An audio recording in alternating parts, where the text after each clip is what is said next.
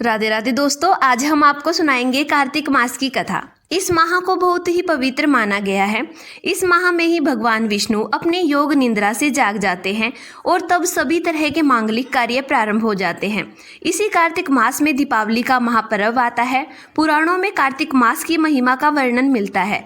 इस माह में दीपदान, स्नान, विष्णु पूजा और तुलसी पूजा के साथ ही पौराणिक कथा सुनने का बहुत ही खास महत्व होता है। आइए पढ़ते हैं कार्तिक मास की कथा।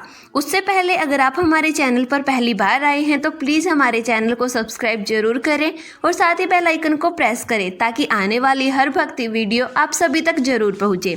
आइए सुनते हैं कार्तिक मास की कथा। एक नगर में एक ब्राह्मण दंपत्ति रहते थे। वे दोनों प्रतिदिन 7 कोस दूर गंगा और यमुना नदी में स्नान करने जाते थे।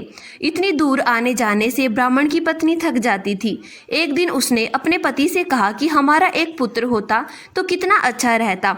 पुत्र की बहू आते तो हमें घर वापस जाने पर खाना बना हुआ मिलता और बहू घर का काम भी कर देती। अपनी पत्नी की बात सुनकर ब्राह्मण ने कहा कि तूने बात तो सही कही है, चल मैं तेरे लिए बहू लाकर दे देता हूँ। ब्राह्मण ने कहा कि एक पोटली में आटा डालकर कुछ मोहरे रख दे। ब्राह्मण के कहे अनुसार उसने पोटली बांधकर दे दी। पोटली लेकर ब्राह्मण चल दिया। ब्राह्मण सफर के दौरान यमुना के किनारे बहुत ही सुंदर लड़कियां दिखाई दी उसे। वे रेत में घर बनाकर खेल रही थी। उनमें से एक लड़की ने कहा कि मैं अपना घर नहीं बिगाड़ूंगी, मुझे तो रहने के लिए ये घर चाहिए। लड़की की बात सुनकर ब्राह्मण मन ही मन में सोचने लगा कि बहू बनाने के लिए यही लड़की उचित है। जब वह लड़की जाने लगी तो ब्राह्मण भी उसके पीछे पीछे उसके घर तक चला गया।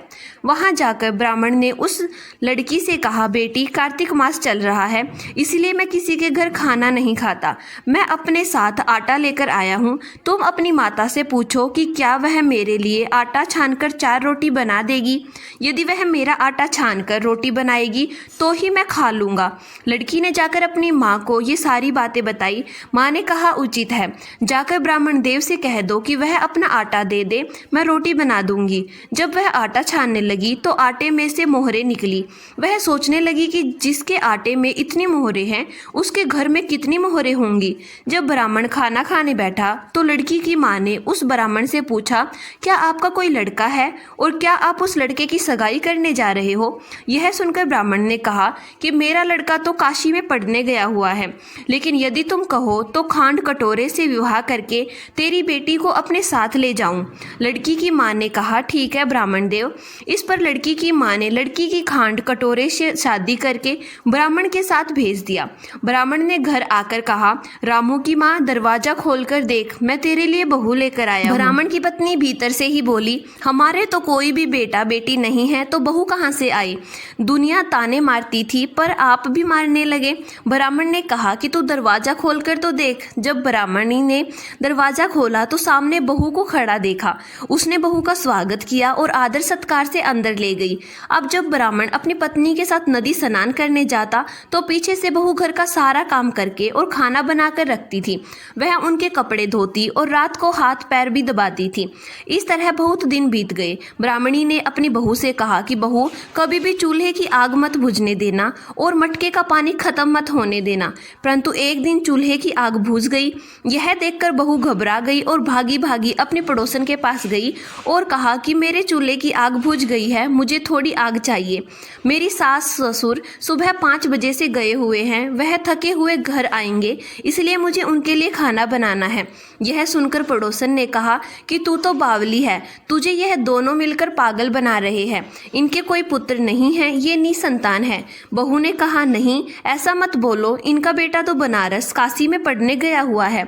इस पर पड़ोसन ने कहा कि यह तुझे झूठ बोलकर लाए हैं, मेरी बात सच मान, इनके कोई बेटा नहीं है। अब बहू पड़ोसन की बातों में आ गई और कहने लगी कि अब आप ही बताओ मैं क्या करूं। पड़ोसन ने कहा कि क्या करना है, जब तुम्हारे सास ससुर आए तो जली हुई रोटी बनाकर देना और बिना नमक की दाल बनाकर देना। खीर की कड़छी दाल में और दाल की कड़छी खीर में डाल देना। पड़ोसन ने उसे अच्छे से सिखा पढ़ा दिया। फिर जब उसके सास ससुर घर आए तो उसने ना तो उनका आदर सत्कार किया, ना ही उनके कपड़े धोए। जब उसने सास ससुर को खाना दिया तो सास बोली, बहू आज यह रोटियां जली हुई क्यों हैं और दाल भी अलूनी है। तब बहू ने पलटकर कहा कि कि एक दिन ऐसा खाना खा लोगे तो कुछ बिगड़ नहीं जाएगा तुम्हारा। सास ससुर को खरी खोटी सुनाकर वह फिर से पड़ोसन के पास गई और बोली कि अब आगे क्या करना है। पड़ोसन ने कहा कि अब तुम सातों कोठों की चाबी मांग लेना। अगले दिन जब भी स्नान करने के लिए जाने लगे तो बहू अड़ गई कि मुझे तो 7 कोठों की चाबी चाहिए। तब ससुर ने कहा कि इसे चाबी दे दो। तब सास ने बहू को चाबी दे दी। सास ससुर के जाने के बाद जब बहू ने दरवाजे खोले तो देखा कि किसी में अन्न भरा है, किसी में धन भरा है और किसी कोठे में बर्तन पड़े हैं। जब उसने सबसे ऊपर वाला 7वां कोठा खोला तो देखा कि शिव जी, पार्वती माता, गणेश जी, लक्ष्मी माता जी, पीतल पटवारी, कार्तिक के ठाकुर, राई दामोदर, तुलसी जी का बेड़वा, गंगा स्नान और 33 कोटि देवी देवता विराजमान है। वहीं पर एक लड़का चंदन की चौकी पर बैठा माला जाप कर रहा है। यह सब देखकर उसने लड़के से पूछा कि तुम कौन हो। तब लड़का बोला कि मैं तेरा पति हूँ, अभी दरवाज़ा बंद कर दे, जब मेरे माता पिता आएंगे तब दरवाज़ा खोलना। यह सब देखकर बहू बहुत ही खुश हुई और 16 श्रृंगार करके सुंदर वस्त्र पहनकर अपने सास ससुर का इंतजार करने लगी। उसने अपने सास ससुर के लिए अच्छे अच्छे पकवान बनाए। जब उसके सास ससुर घर पर आए तो उसने उनका आदर सत्कार किया और प्रेम पूर्वक खाना खिलाया और हाथ पैर दबाने लगी। पैर दबाते दबाते बहू ने कहा कि माँ, आप इतनी दूर गंगा यमुना स्नान करने के लिए जाती हो तो आप थक जाती हो, इसीलिए आप घर पर ही स्नान क्यों नहीं करती हो। यह सुनकर सास कहने लगी कि बेटी, गंगा यमुना घर पर तो नहीं बहती हैं।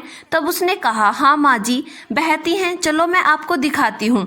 जब बहू ने 7वां कोठा खोलकर दिखाया तो उसमें शिव जी, पार्वती, गणेश जी, लक्ष्मी जी, पीपल पटवारी, कार्तिक के ठाकुर, राई दामोदर, तुलसी जी का बेड़वा, गंगा यमुना बह रही थी और 33 कोटि देवी देवता विराजमान है।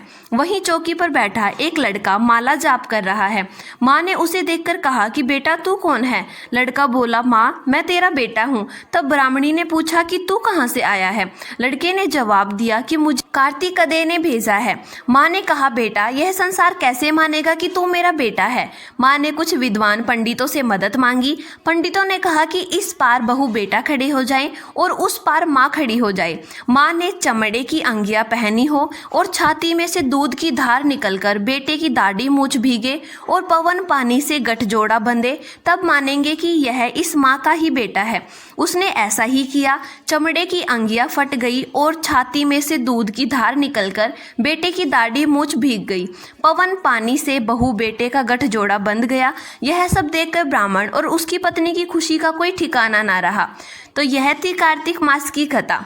हे कार्तिक के ठाकुर, जैसे ब्राह्मण और ब्राह्मणी को बहू बेटा दिया वैसे सबको देना। कार्तिक मास की कथा कहने, सुनने और हुंकारा भरने वाले सभी पर अपनी कृपा करना। तो बोलिए विष्णु भगवान की जय।